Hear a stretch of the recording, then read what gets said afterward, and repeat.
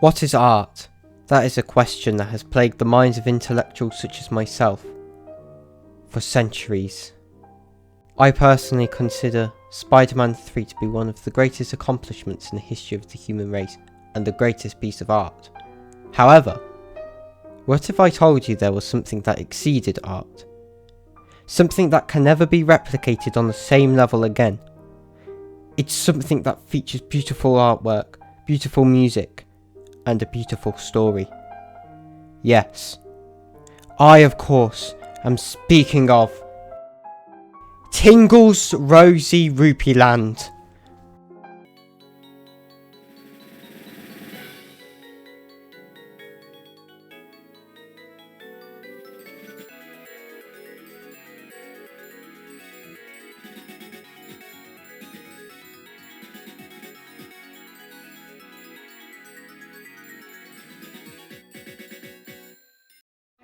Freshly picked Tingle's Rosy Rupee Land was a DS game that released in Europe and Japan. Sorry Americans, you were never blessed with its sheer beauty. It was released on the 2nd of September 2006 in Japan and the 14th of September 2007 in Europe. I couldn't find too much on the development of the game unfortunately. All I know is that it wasn't developed by Nintendo. It was instead developed by Vanpool. I've had a quick look into Vanpool and it appears they have closely worked with Nintendo several times. They worked on the minigames in Mario & Luigi's Superstar Saga. They made the Windrunner minigame on Wii Play Motion. They helped with the direction and script for Paper Mario Sticker Star. They co-developed Chibi Robo Ziplash. In 2019 they co-developed Super Kirby Clash with HAL Laboratory, and they did the same in 2020 with Kirby Fighters 2. Anyway, that's Vanpool for you. I missed out one small detail about this game. It actually created a small series known as The Legend of Zelda. After this game was made, Shigeru Miyamoto loved it so much he went back in time and made a spin-off franchise revolving around it. Unfortunately, there are now more Zelda games than Tingle games. The Tingle games are not canon to Zelda, which also sucks. But anyway, with that out of the way, let's start this video. Upon starting the game you are forced to choose a name. Obviously, I attempted to choose Tingle as that is the main character. Well, I guess I can't be Tingle. Okay then, I'll be David Jr. You know, the guy Tingle kidnapped and forced to work 24/7 in the Wind Waker. That guy. So, after choosing your name you are plopped into the game. David Jr. is lying on the floor when he hears a mysterious voice call out to him. Hey, David Jr., it calls out. This one line of dialogue must have multiple meanings, however I believe it shows the player the importance of David Jr. It tells the player that this game revolves completely around him. It's very deep. He then scratches his bum. This is also important as it shows the reader that he has an itchy bum. Remember, show, don't tell. We then learn that he is 35. Now this detail is interesting. This implies that he is going through a midlife crisis. The voice then tells him that the daily grind has got you down. This is very interesting indeed. I believe that this line was added to help us relate to David Jr. Who isn't on a daily grind these days, huh? I'm currently on the YouTube grind myself. The voice then tells him to go to the Western Pool, and so we begin this amazing quest. Unlike the other Zelda games, in this you play as a middle-aged man instead of a snotty child or an edgy anime edgelord. I like this change, it makes the game feel a lot more fresh. David Jr. leaves the house and he walks to the pool. When he arrives, he is asked to touch it. Upon touching it, God literally shows up on the DS. God, this is the best thing ever created. Everyone goes on and on about how great the goddess Hylia is and how great the 3 golden goddesses are. But we literally have this Rupee god fella. Nothing can get better than that. He tells David Jr. that his name is Uncle Rupee. He tells us that rupees are money and that they make the world go round. Now, I believe that Nintendo actually stepped in to ask Vanpool to add this line in. I'm so glad they did, because this is one of the most important lines in the game.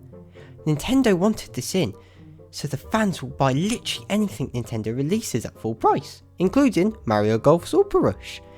Needless to say, it worked. He then tells us about Rupee Land. There you can live your best life you ever dreamed of. A paradise. There you can eat the best food and you don't ever need to go to work. According to Uncle Rupee, beautiful women are waiting for David Jr. there as well.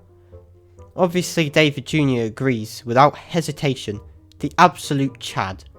After agreeing, Uncle Rupee shoots down a bolt of lightning, transforming David Jr. into Tingle. Uncle Rupee tells Tingle that David Jr. is no longer his name. Tingle has no problem with that. Who does not want to be called Tingle?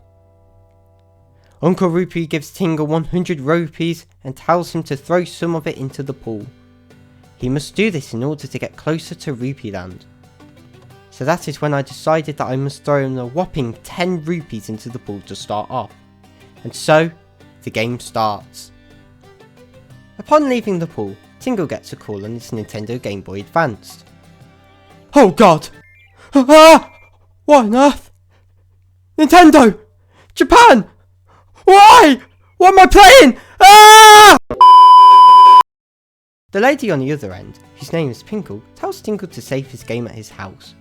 This is important as it reminds the player that they are playing a game, and it shows that Pinkle and Tingle actually know that they are video game characters, meaning that they are self-aware and know that you exist. And so Tingle heads to his house to save the game. Okay, here's the terminal and... what is this music? Talk to me.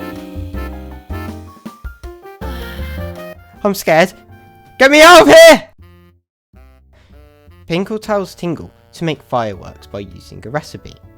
Unfortunately, we don't have 3 bones to do this, so Tingle heads out to the wilderness.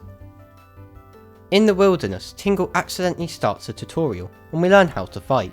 In this game there are no health bars or hearts. Your health is based on the amount of rupees you have. If you run out of rupees, that's game over. In order to obtain the materials I need to make the fireworks, I enter a fight with the mouse thing. In the fight, the number of your rupees decreases. The amount of rupees you lose are dependent on how many enemies there are and how strong the enemy is. The fight ends after a couple of seconds of fighting. You just have to sit back and wait for the fight to end. Upon defeating the enemy, they may drop an item. Luckily, these mice drop the bones I need, so after a bit of walking around I head back to the house. In the house I head over to the pot to make the fireworks. When you tap on the pot, a menu opens up with 2 choices. You can either A, follow a recipe, or B, cook freely. Since I have to make fireworks, I choose follow recipe. In order to make fireworks you need 3 bones. Luckily I have 5. Upon adding the ingredients, a cooking minigame starts.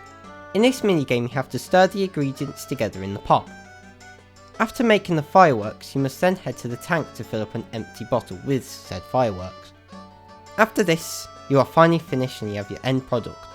This is the thing that you need to do as you carry on playing through the game, as it can help you get money. I soon headed towards Port Town, to the right of the house. Now I did forget to record a clip of me paying a toll, and I think I paid about 10 rupees to the guard. After paying the guard you can enter the town. Upon entering you will notice that everyone hides away from you. In this world no one wants to talk to you if you don't pay them. This is very relatable, so you have to give them money first. However, this is where the main mechanic of the game comes in. You have to guess how much each individual person wants. If you give them too little money, they will take your money and not help you. After paying the shopkeepers a reasonable amount of rupees, you can talk to them, or you can sell them different items. This is another way to gain rupees. After I walked around the town for a little bit, I headed back to the wilderness to gather more materials. Out there I met an old lady sitting by a grave. She gives you a map and acts as a tutorial.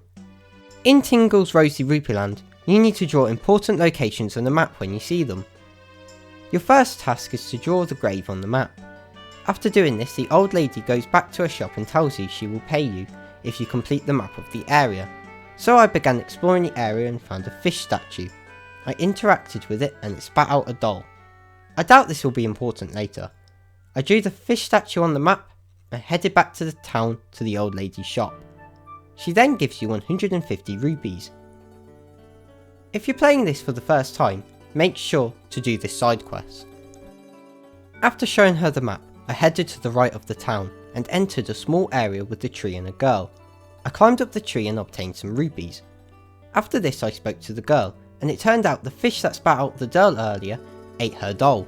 Me, being the big brain I am, made the connection that the doll I took belonged to her.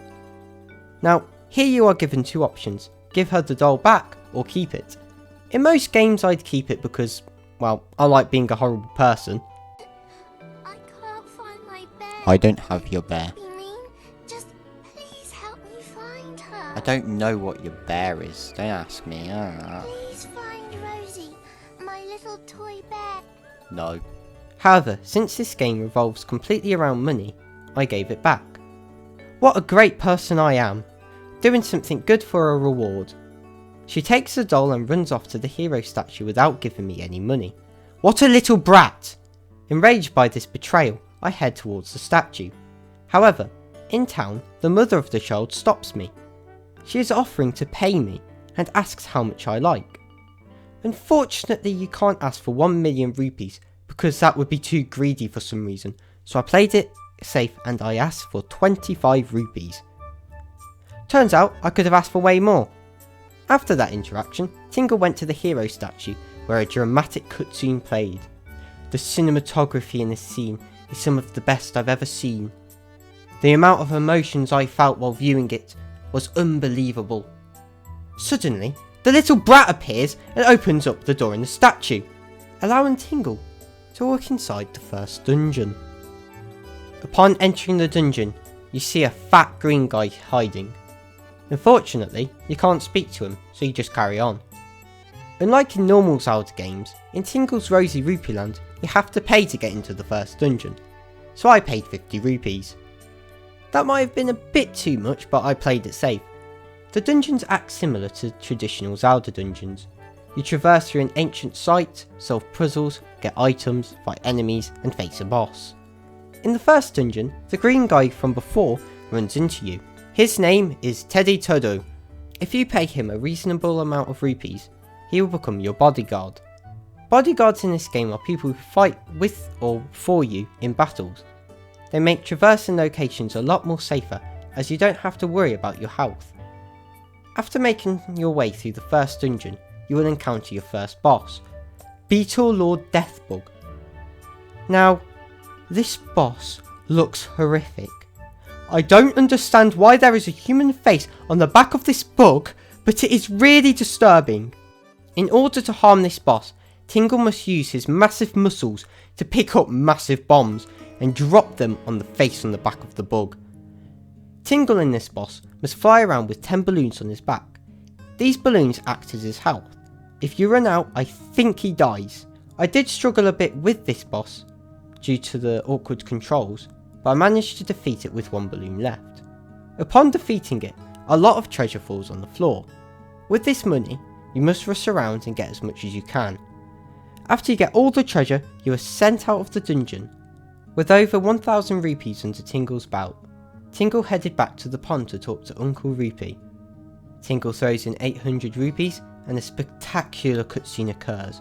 The ground around the pond begins to rise. Tingle and the pond rise 3 whole meters above the ground. What a dramatically beautiful cutscene. This then opens the world up a little bit more, and the game now allows you to go to Sunshine Seashore. Tingle makes the leap of faith and flies off into the distance onto its next journey. Well, that's it for today. I hope you enjoyed today's video.